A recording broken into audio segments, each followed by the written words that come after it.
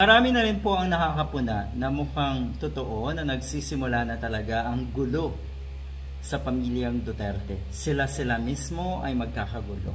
Saan? Sa laki kasi ng naitagong yaman, na kulimbat daw na yaman ni Digong, mag-aagawan ang magkakapatid, ang mga kabit ni Digong, at syempre hindi dyan ligtas at ang si Hanilet.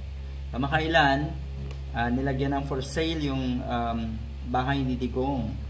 Mukhang ito ay drama, sabi ng ilang netizens. Mukhang ito ay paawa para kung sabihin ng mga kababayan natin ay baka nga walang pera.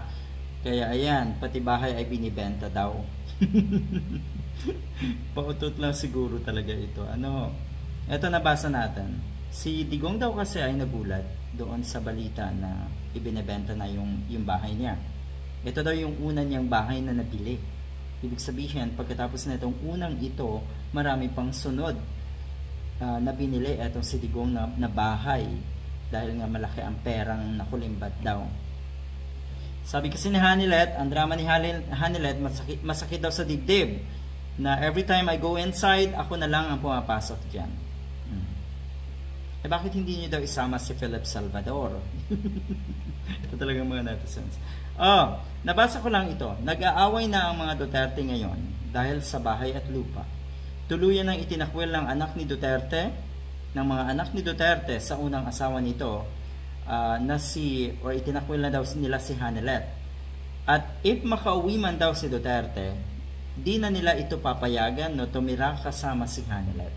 Kung sakali man na makauwi daw si Digong, hindi na daw papayagan ng pamilyang Duterte nga ng mga lehitimong anak sa unang asawa natong si Digong na makisama si Digong kay Hanilet. Nako, labis daw na nasaktan si Kitty Duterte sa desisyon ng mga kapatid niya. Kaya asahan daw ang hidwaan ng magkakapatid. Ito na daw yung maging mitsa ng malaking hidwaan, malaking gulo sa pamilyang Duterte. May hidwaan na din ang mga supporters dahil ang ibang supporters nasa panig ni Kitty Duterte at ni Hanilet at ang iba naman ay nasa panig ng mga babae pa, iba pang babae ni Digong, yun ba yun?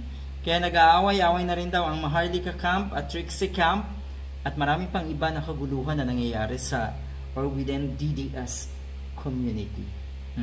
Ayan, civil war nga daw, mas malala yung civil war na yan, DDS versus DDS, kesa sa naging away ng Uniteam. Tignan natin kung saan patutungo itong chapter na ito ng buhay, masalimuot na buhay ng mga Duterte at mga DDS.